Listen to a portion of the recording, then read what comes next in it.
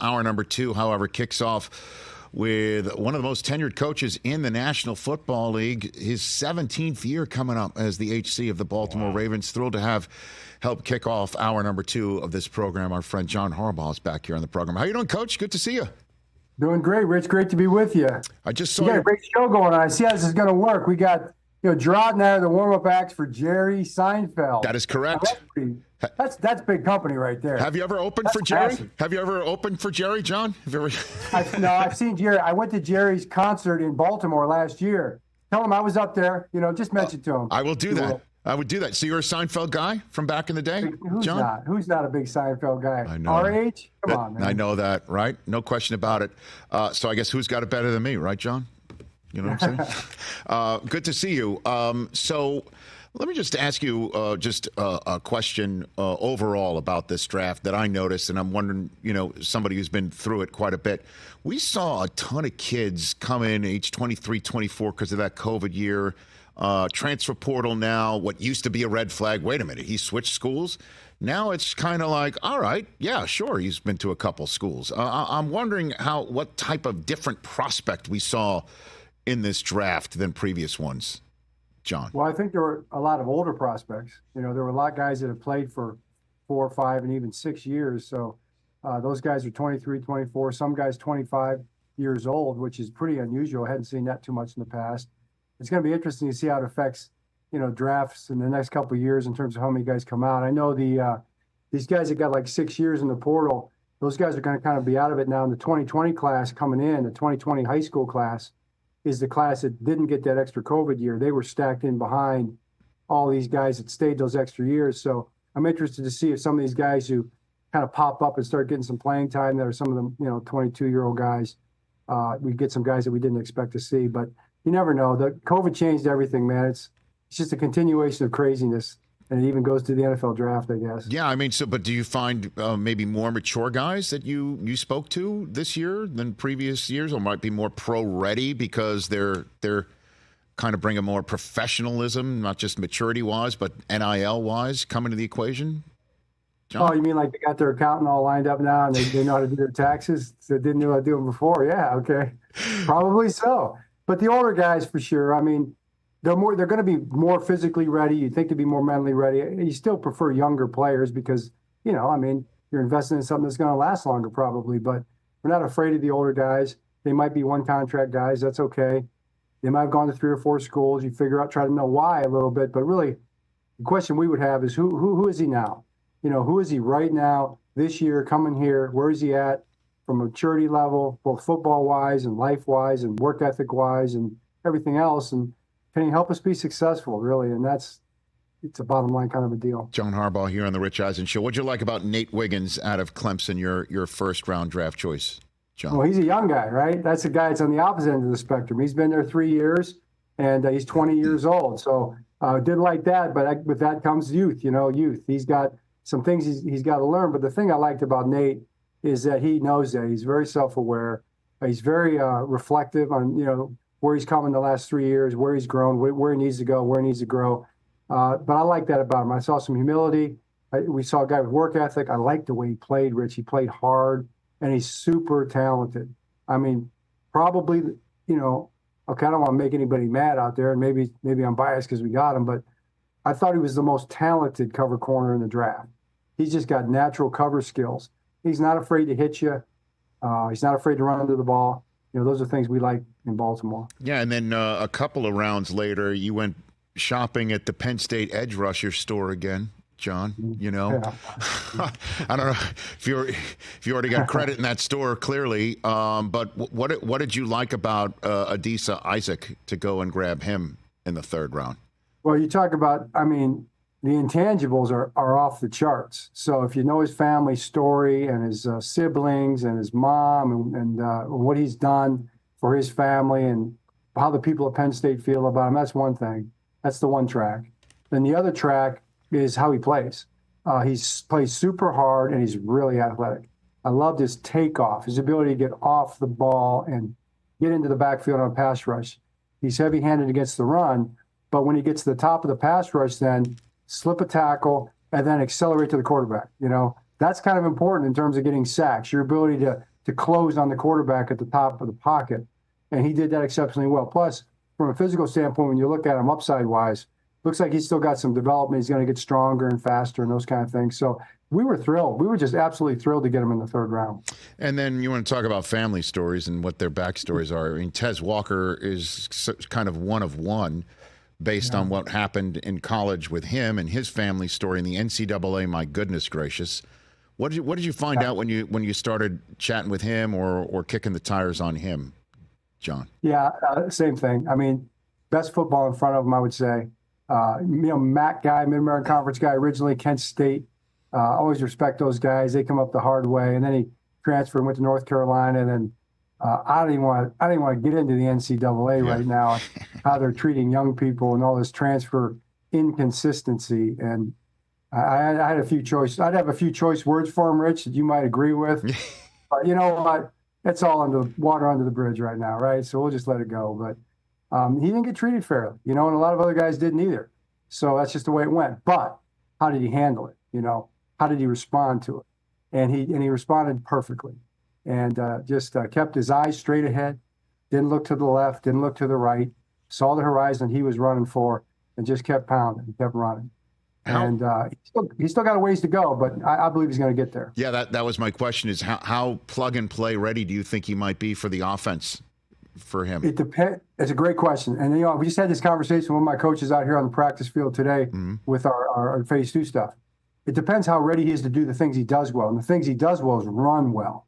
He can run, so if he can run past coverage and make plays downfield, and then stop, and when people play him deep and stop and catch passes and get upfield, and just start with that, and then with the over routes and the crossing routes, and push the coverage out and expand the coverage with his speed.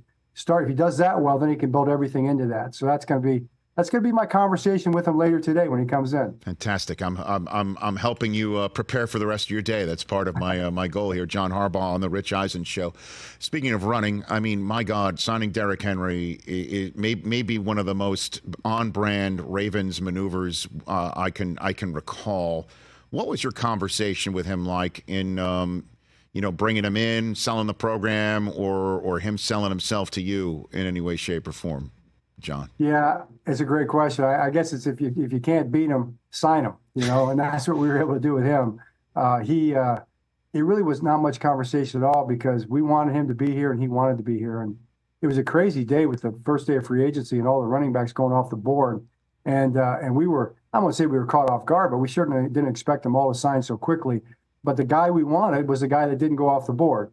And, we've been talking to his agent all along, and we knew he wanted to be here, and I think he knew that we wanted him here. And he's a great fit for us.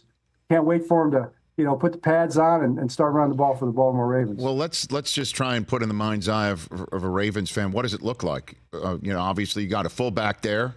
Harbaugh's like to use fullbacks. But obviously your quarterback's gonna be in shotgun a lot. What's the scheme plan that you're willing to reveal here involving him for you? Yeah, that's a great question, and I don't think I'd be giving anything away if I said that it's going to be what we do, and it's going to be Derrick Henry doing it within the structure of what we built around Lamar, and he's going to be just fine. And I think what it's going to look like is what it's looked like in Tennessee, him running for a lot of yards, and maybe even. In some ways, we'll create some opportunities because we're going to possibly spread the defense out just a little bit more.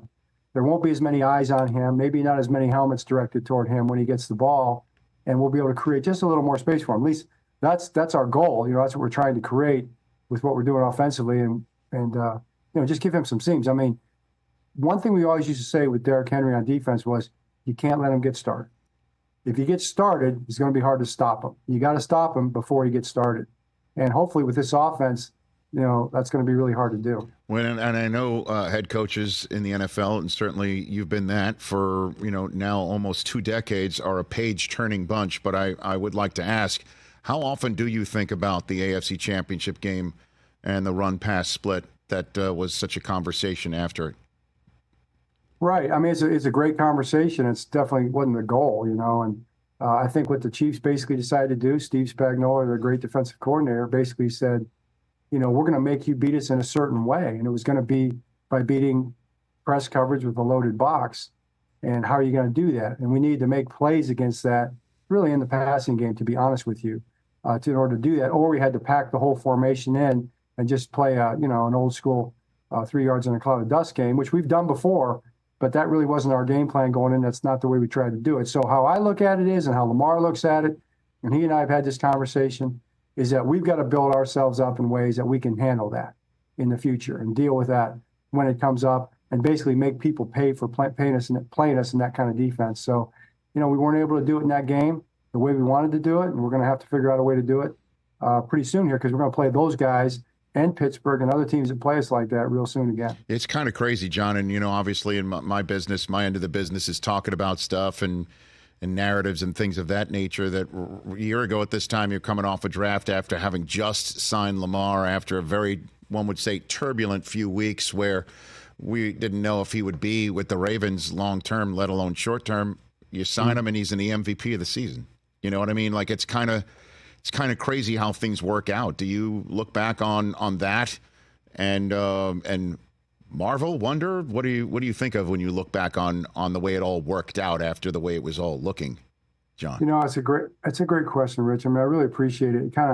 Someday I'll probably be able to kind of talk about these things in a way that will have some meaning, because you really don't have time, or you don't really take too much time to look back. I'm sure I think about it and proud about a lot of things. I mean, a lot of things get said about your team and about your choices and decisions and about your players.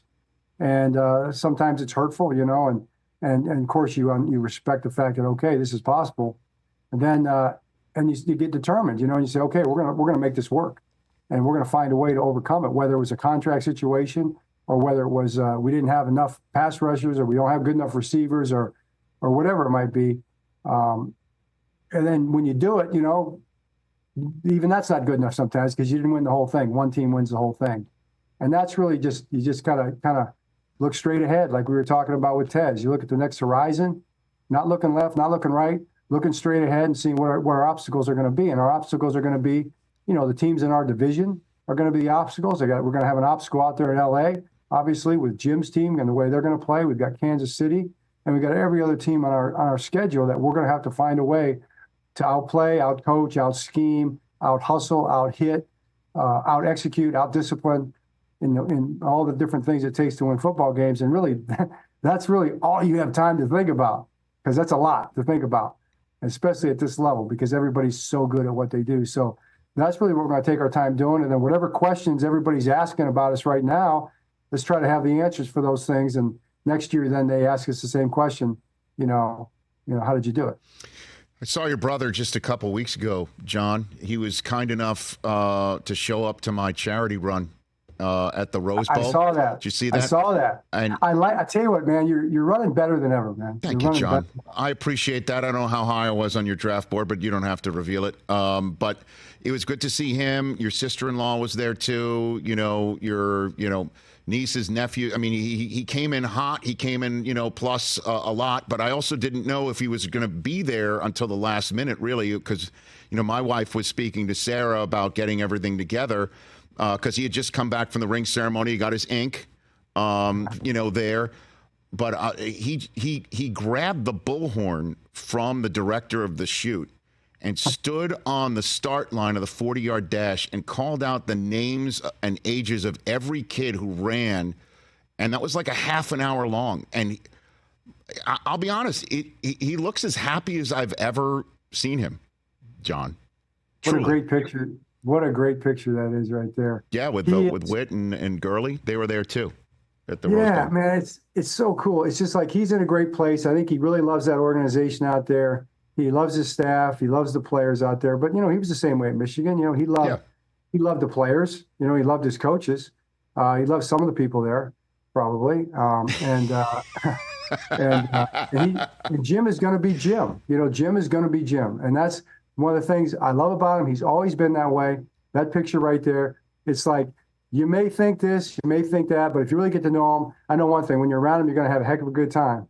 And it's going to be real and genuine. There's going to be a lot of laughs, and there's not going to be any questioning about what we're here for. We're here for football, and we want to win, and we want to play the game this way, and that's what we're here for. So it's just straightforward, and he's genuine. He's the most genuine person I know. So I'm proud of him. But yeah, I think you're right. He's a happy guy right now. Yeah, what'd you think of when he said that he considers offensive linemen weapons? Is that your dad or is that Bo talking? Who's that talking there? It's just good. It's probably both, but it's good football talk. I mean, anybody that doesn't understand that doesn't really understand the game of football. It's like, tell me what a quarterback or running back or a wide receiver is going to do with no blocking, and I'll tell you, they're going to do nothing without blocking. So Jim understands that. But you know who else understands that, Rich? Quarterbacks, wide receivers, running backs, and tight ends. They understand that as well. I bet. Yeah, and I guess next week you'll find out when you do play, Jim, this year. Schedule's right around the corner. Appreciate the time, John. Really, as always, treasure it. Thanks. Appreciate you, too. Thanks, Rich. Right back at you. That's John Harbaugh, head coach of the Baltimore Ravens, right here on The Rich Eisen Show. Catch The Rich Eisen Show every single day on the Roku channel, 12 to 3 Eastern, for free.